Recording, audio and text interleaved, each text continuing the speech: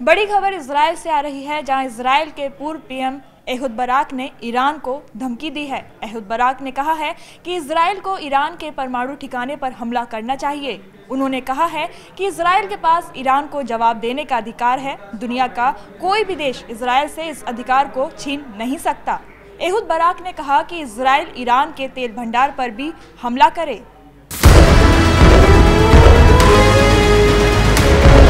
Iran के खिलाफ जंगी बिसात बिक चुकी है। अब की बार ईरान में मचेगा हाहाकार। अमेरिका को मिल गया मौका, ईरान पर कसेगा नया शिकंजा।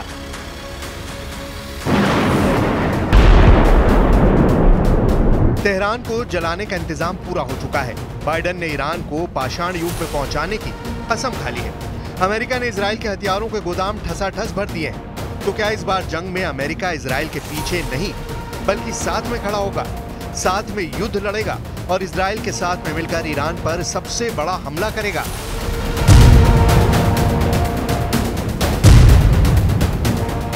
अरब में छिड़े महायुद्ध पर सुरक्षा परिषद की बैठक में अमेरिका ने साफ कहा कि सुरक्षा परिषद के लिए ये ईरान के खिलाफ बोलने का वक्त है। अमेरिका ने ताल ठोक कर कहा कि वो पूरी तरह से इजराइल के साथ है। अमेरिका ने ईरान के IRGC पर अतिरिक्त प्रतिबंध लगाने का प्रस्ताव रखा। अमेरिका ने ईरान को मौजूदा हालात के लिए जवाबदेह ठहराने का प्रस्ताव रखा। अमेरिका ने आरोप लगाया कि ईरान हमास को फंडिंग करता है। ईरान शिपिंग नेटवर्क को अस्थिर करने के लिए हूतियों का समर्थन करता है। अमेरिका ने ईरानी सेना IRGC पर हिजबुल्लाह को मदद का आरोप लगाया और कहा कि IRGC ने परिषद के प्रस्ताव का उल्लंघन किया है। सुरक्षा परिषद की बैठक में अमेरिका ने ईरान को साफ तौर पर चेता दिया कि हालात से खिलवाड़ मत करो। Last thing they need is to profit off of this.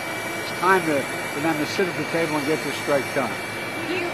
Because I remember we negotiated a similar strike on the West Coast before, and they worked it out. It's time. They won't even talk. So let's get that done. Iran ने Israel के खिलाफ जो जंग छेड़ी है उसका नतीजा क्या होगा? ईरान के सुप्रीम लीडर खामेनेई को भी है और नेतन्याहू को भी है। ईरान जानता है कि उसके पास इजराइल के मिसाइलों को रोकने की ताकत नहीं है।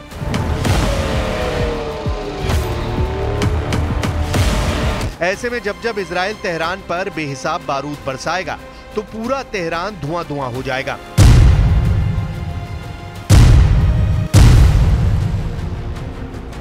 दो दिन पहले ईरान ने इजराइल पर 200 बैलिस्टिक मिसाइलें एक साथ दाग दी थीं। खामेनेई ने सोचा था कि उनकी 200 मिसाइलें तेल अवीव में तबाही मचा देंगी।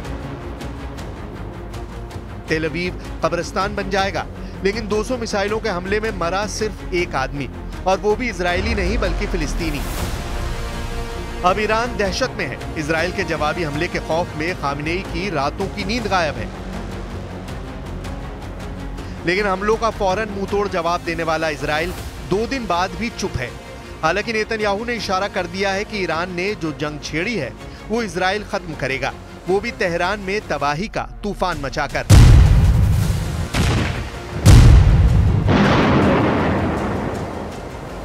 ईरान को इजराइल से ज्यादा खौफ अमेरिका से है, जो ईरान को चारों तरफ से घेर कर बैठा है। इसीलिए खामेनेई बौखलाए हुए हैं और अमेरिका को अरब की धरती से हटने के लिए उस पर हालात खराब करने के आरोप लगाने शुरू कर दिए हैं। شرشون رو از این منطقه کم بکنن بدون شک این درگیری ها، این جنگ ها، این برخورد ها به کلی از بین خواهد رفت و کشورهای منطقه میتونن خودشون رو اداره کنن، منطقهشون رو اداره کنن।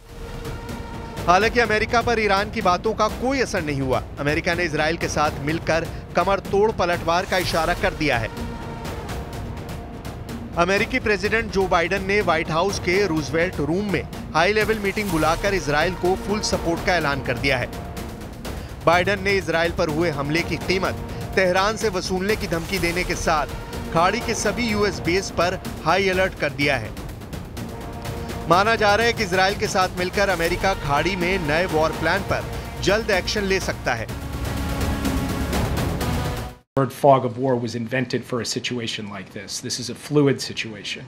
We will consult with the Israelis on next steps, in terms of the response and how to deal with what Iran has just done, and we will continue to monitor for further threats and attacks from Iran and its proxy. Iran के साथ युद्ध का दम भरने वाला ताकतवर तुर्की भी America के वॉर जोन में आने से दहल गया है। तुर्की के प्रेसिडेंट एर्दोआन को डर सता रहा है कि ईरान के बाद उनका ही नंबर है।